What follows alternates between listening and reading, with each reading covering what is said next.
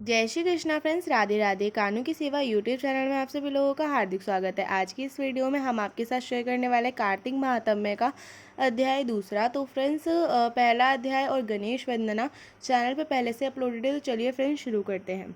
ब्रह्मा जी बोले कि हे पुत्र, तुलसी की मंजरी सहित भगवान शालिग्राम का जो एक बूंद चरणामृत पान करता है वह ब्रह्म हत्या आदि बड़े बड़े पापों से मुक्त होकर वैकुंठ को प्राप्त कर लेता है। इसमें कोई संदेह नहीं है। जो भगवान शालिग्राम की प्रतिमा के आगे अपने पितरों का श्राद्ध करता है उसके पितरों को भी वैकुंठ प्राप्त हो जाता है। जो भगवान श्री शालिग्राम की मूर्ति को दान करता है उसे समस्त पृथ्वी के दान का फल प्राप्त होता है। जो श्री भगवान शालिग्राम की प्रतिमा को बेचता है वह महान कष्ट भोगता है। इसलिए श्री शालिग्राम की मूर्ति को बेचना नहीं चाहिए।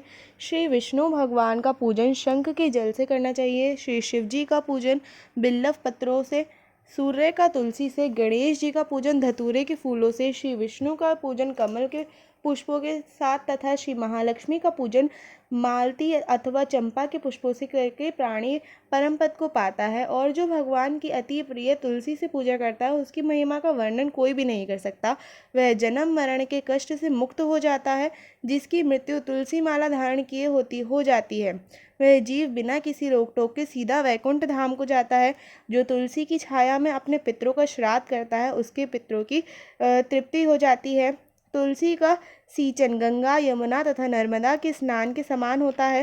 तुलसी का वृक्ष उगाने और सींचने के साथ तथा केवल स्पर्श करने से मनुष्य को मनसा, वाचा, कर्मणा से तीनों प्रकार के पाप नष्ट हो जाते हैं। इस प्रकार कार्तिक मास में व्रत करने वाला तुलसी जी का शांत चित्त से पूजन और नमस्कार करके हाथ जोड़कर प्रार्थना करे कि हे हरि की परम प्रिया, देवताओं ने तुम्हें बनाया, मुनि ऋषियों ने तुम्हारा पूजन किया है, सो मैं भी तुम्हें नत मस्तक नमस्कार करता हूँ। इस प्रकार से प्रार्थना करनी चाहिए। जो प्राणी आंवले के पत्तों और पुष्पों से भगवान का पूजन करता है अथवा आंवले के वृक्ष के नीचे बैठकर भगवान का पूजन करता है उसको स्वर्ण के फल और फूलों का फल प्राप्त होता है। जो मनुष्य द्वादशी को तुलसी तथा आंवले के पत्तों को तोड़ता है वह घोर नरक भोगता है। मनुष्य को चाहिए कि कार्तिक मास में आंवले के फल, तुलसी, गोपी चंदन की माला धारण करे।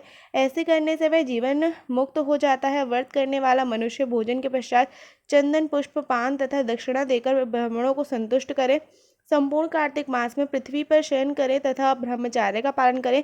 केवल 1 मास तक पत्तल में भोजन करे और मौन व्रत धारण करे रहे और तो वह प्राणी वीर, धीर, कांतिवान होता है। जो मनुष्य एक समय आंवले के वृक्ष के नीचे पूर्ण कार्तिक मास भोजन करता है तो उसके 1 वर्ष के समस्त पाप क्षय हो जाते हैं। व्रत करने वाले को शहद, काजी, दल, तेल, कच्चा भोजन, दूसरे का अन्न तथा कोई भी तामसी तथा बुरे नाम वाला भोजन नहीं करना चाहिए। रविवार को आंवला खाना भी वर्जित है। देव गौ वेद तथा परम निंदा नहीं देव गौ और वेद तथा पर निंदा नहीं करनी चाहिए। मांस इत्यादि का सेवन तो क्या, ध्यान भी नहीं करना चाहिए। मिट्टी में उत्पन्न हुआ नमक, मसूर, बासी भोजन, तांबे के पात्र में डाला हुआ दूध इत्यादि यह सब मांस के समान माने जाते हैं, अतः इनका प्रयोग नहीं करना चाहिए। केवल स्वयं अपने ही लिए बनाया गया भोजन भी मांस के समान होता है। लहसुन, प्याज, पृथ्वी का फूल, गोभी इत्यादि, गाजर, जंगली घिया, बैगन, पेठा तथा दोबारा पकाया भोजन यह सब व्रत में नहीं खाने चाहिए। रजस्वला स्त्री, मलेक्षा, पति तथा पाखवड़ी आदि से भूलकर भी बात नहीं करनी चाहिए। एकम को पेठा, दूज को बैगन, तीज को पृथ्वी का फूल, चौथ को मूली, पंचमी को बेलफल, छठ को कलीदा, सप्तमी को आंवला, अष्टमी को नारियल, नवमी को जंगली घिया, दशमी को परमल, एकादशी को बेर, द्वादशी को मसूर, त्रयोदश को पान, चतुर्दशी को अमावस्या तथा पूर्णमासी को नारी का शाक भूलकर भी नहीं खाना चाहिए। इति द्वितीय अध्याय संपूर्णः।